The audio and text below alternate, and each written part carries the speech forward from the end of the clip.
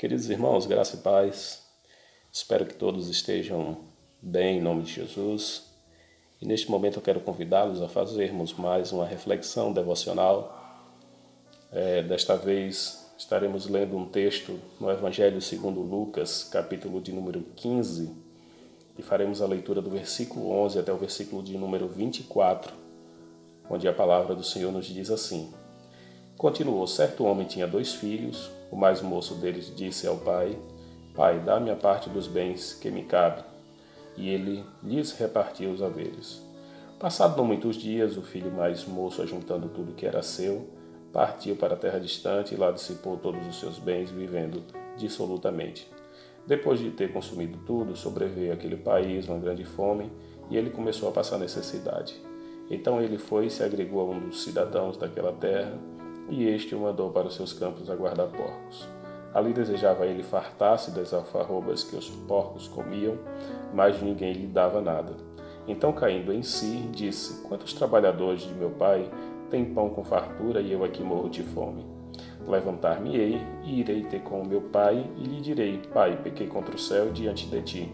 Já não sou digno de ser chamado teu filho. Trata-me como um dos teus trabalhadores. E levantando-se, foi para o seu pai. Vinha ele ainda longe, quando seu pai o avistou e, compadecido dele, correndo, o abraçou e beijou.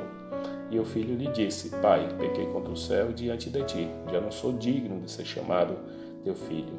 O pai, porém, disse aos seus servos: Trazei depressa a melhor roupa, veste-o, ponde-lhe um anel no dedo e sandália nos pés.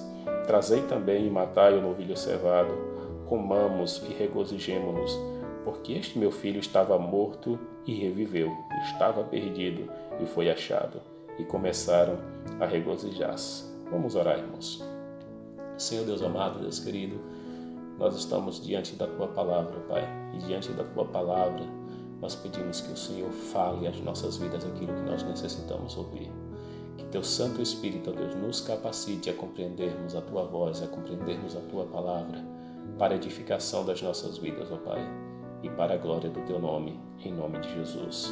Amém.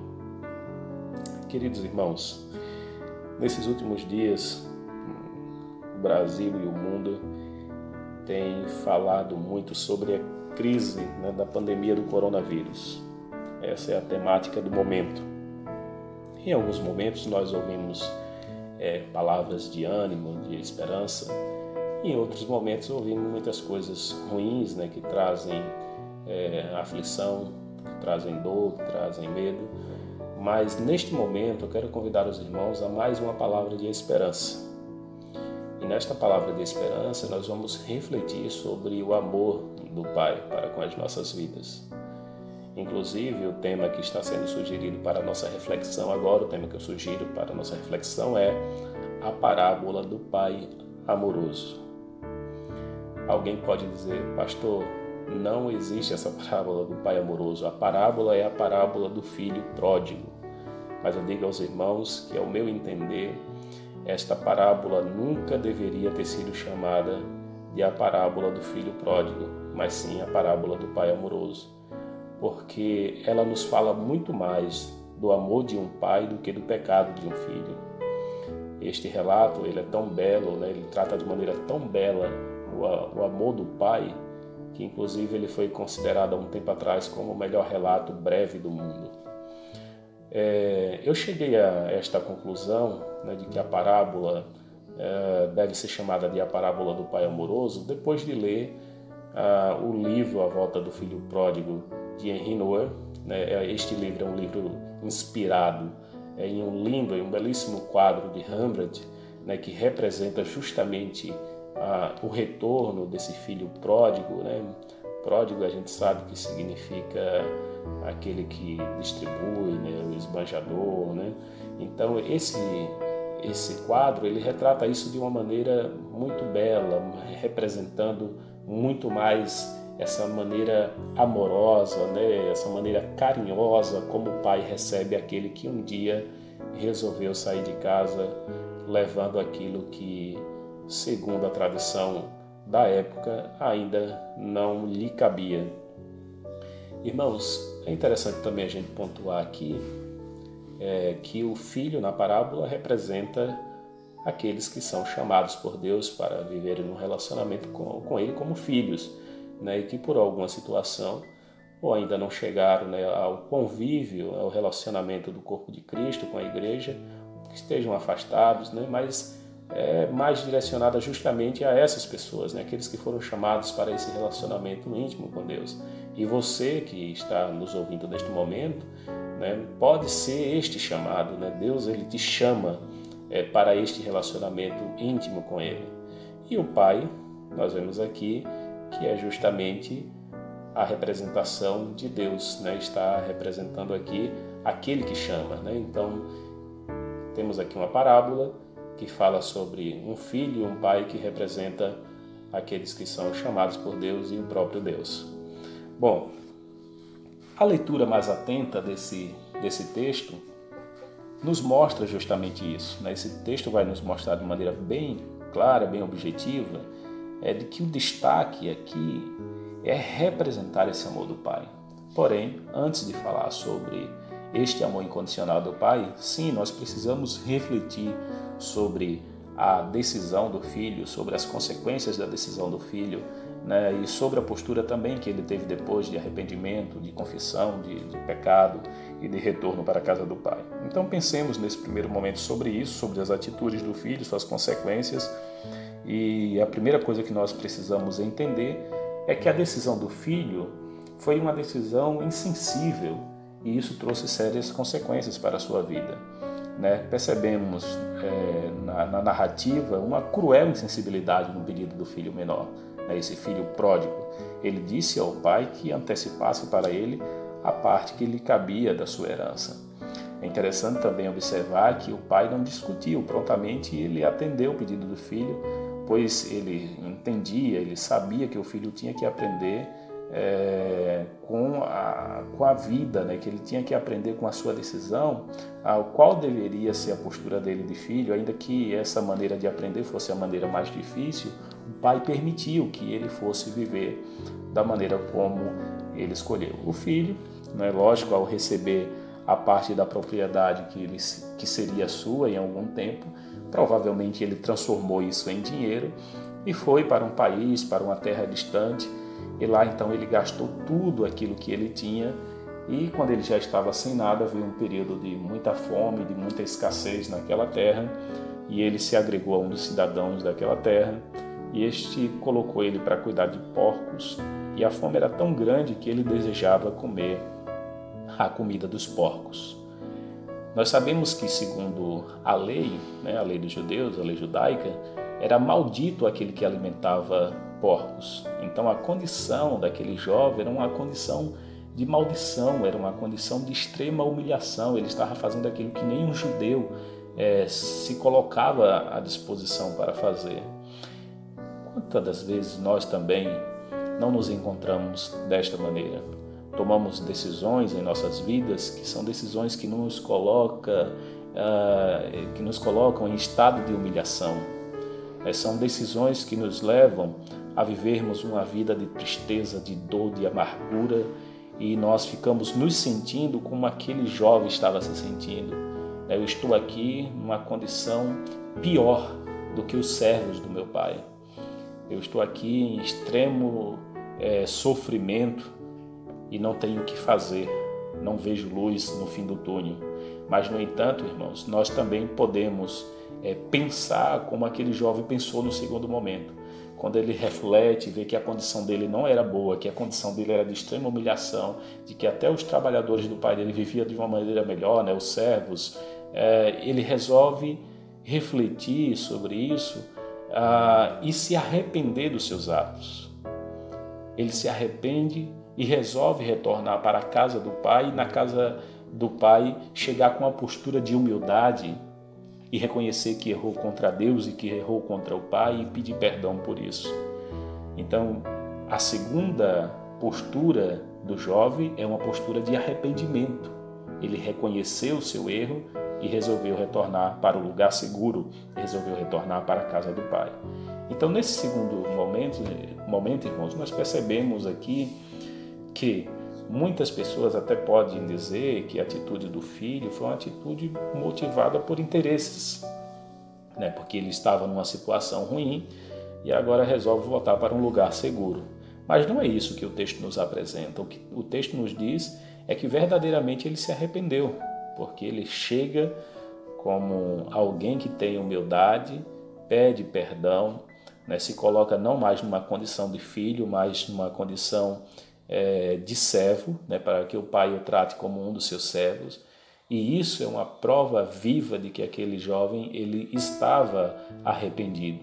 E assim como aquele jovem, nós também precisamos ter essa postura diante de Deus, do nosso Pai Eterno, quando estamos em um estado de humilhação. Se a sua situação hoje não é boa, se você está sofrendo, né, se você está num estado de angústia, de dor e precisa de ajuda, a primeira coisa que nós precisamos fazer é reconhecer quem nós somos, o que nós temos feito e reconhecer quem Deus é, o nosso Pai Eterno, e como nós devemos nos achegarmos diante dele. E assim, Deus sempre estará disposto a perdoar, a purificar, a restaurar, né? Como nos diz 1 João, capítulo 1, versículo 9, se confessarmos os nossos pecados, Ele é fiel e justo para perdoar os pecados e nos purificar de toda injustiça. Então a promessa de Deus para as nossas vidas, independente do que você fez, aquele filho fez algo horrível. Ele pediu ao pai algo que ele só obteria na morte do pai, ou seja, como eu disse, é como se ele estivesse desejando a morte do pai.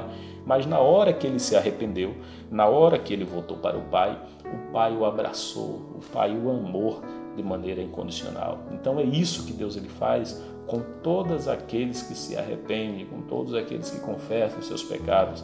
Ainda que você tenha feito uma atrocidade, ainda que o seu pecado seja considerado pelos homens um pecado horrível, que inclusive não tenha perdão para a sociedade, eu quero dizer para você que se verdadeiramente você se arrepender, Deus ele está disposto a te perdoar, Deus está disposto a sarar as feridas, Deus está disposto a restaurar a sua vida. E aí nós entramos então no terceiro ponto e a centralidade do nosso texto, que é falar sobre esse amor incondicional do Pai. É importante perceber, né, como eu tinha falado anteriormente, que quando o filho ele resolve retornar para a casa do pai e pedir perdão, quando ele chega, o pai sequer permitiu que ele fizesse o pedido de perdão. O pai logo o interrompe e o abraça, né, e naquele momento o pai inclusive pede que os seus servos tragam alguns presentes para o seu filho. Né? Ele pega uma roupa, ele pega a túnica que simboliza a honra e veste o seu filho, pede para que os seus servos vistam o seu filho, pede para que se coloque um anel no dedo, né? Anel simbolizava a autoridade, né? Porque quando alguém dava a uma outra pessoa um anel com o seu selo, era como se essa pessoa estivesse designando aquele como seu procurador. E também pede para que se coloque sapatos, né, no filho, que os sapatos diferenciavam o filho do escravo, devido que os filhos, né, geralmente andavam calçados e os escravos andavam descalços. E além disso realizou uma grande festa, né, para que todos se alegrassem, para que todos festejassem, né, agradecendo a Deus pelo retorno do filho. E interessante que o pai manda matar o novilho cevado. Isso, inclusive, provoca a ira do filho mais velho, porque diz que estava ali há tanto tempo e o pai nunca tinha feito isso por ele. E quantas pessoas reagem também em nossos dias dessa maneira? Deus nos acolhe de maneira carinhosa, de maneira amorosa, né? Nos perdoa, o amor de Deus é incondicional. E quando Deus nos acolhe, várias críticas surgem, críticas dos próprios religiosos, né, de pessoas dentro da igreja, né, que não querem se relacionar com determinados tipos de pessoas, e críticas daqueles que também são de fora da igreja, né, familiares, amigos, agora quer dar uma de santo, de que é uma pessoa diferente, essa pessoa não presta. Então são vários os julgamentos, várias reações que as pessoas têm quando alguém é transformado pelo Senhor Jesus Cristo. No entanto, o nosso testemunho sempre vai contar mais alto.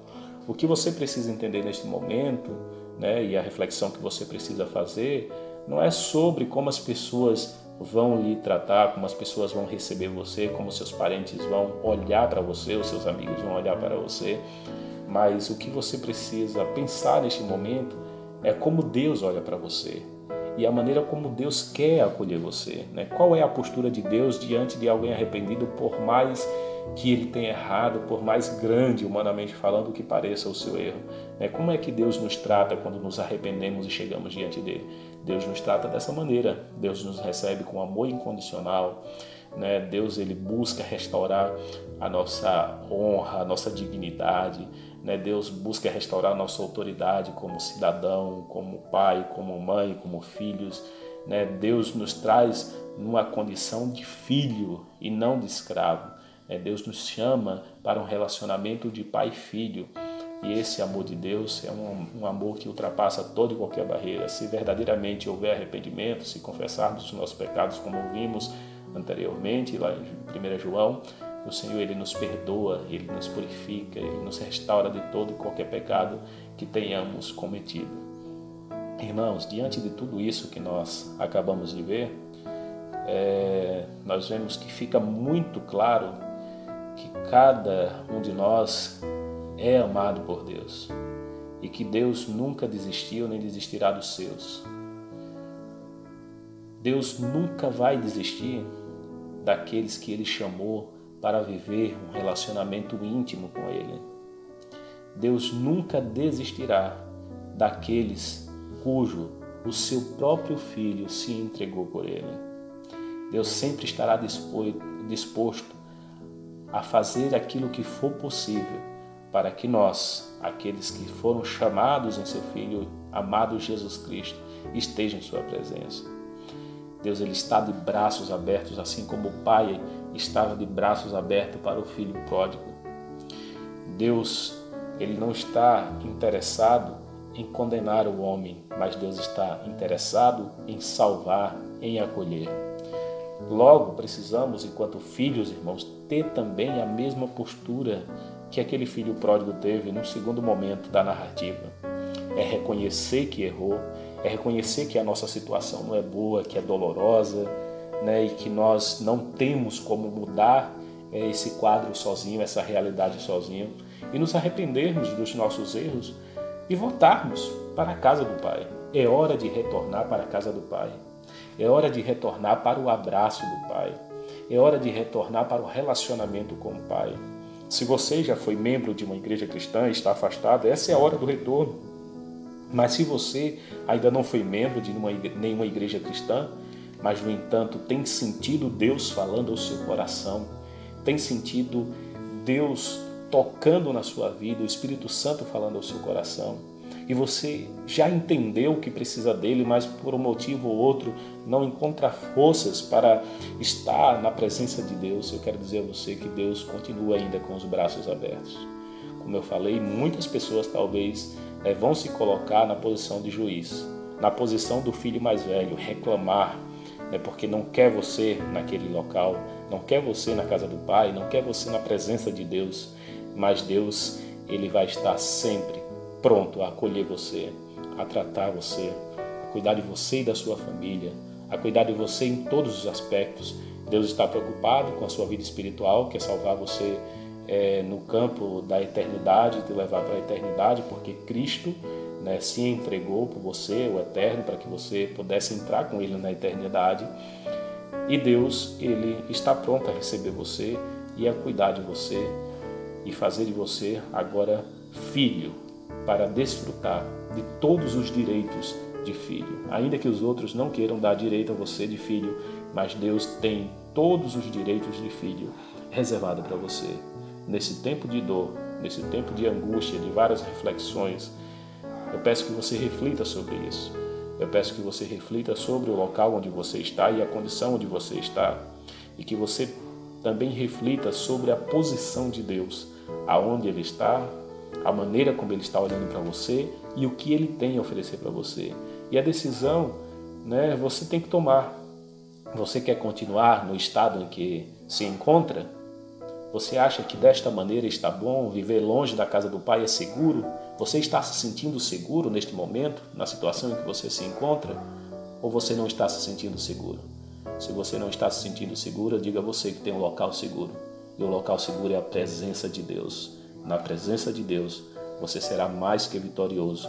Você irá vencer as barreiras e você será fortalecido para poder então ser também bênção na vida de outras pessoas, aqueles que estão dentro da sua casa, os seus amigos, neste mundo inteiro. Você será canal de bênção do Senhor para a vida de outras pessoas. Pense no amor do Pai e retorne para os seus braços, porque a parábola é a parábola do Pai amoroso. Deus vos abençoe.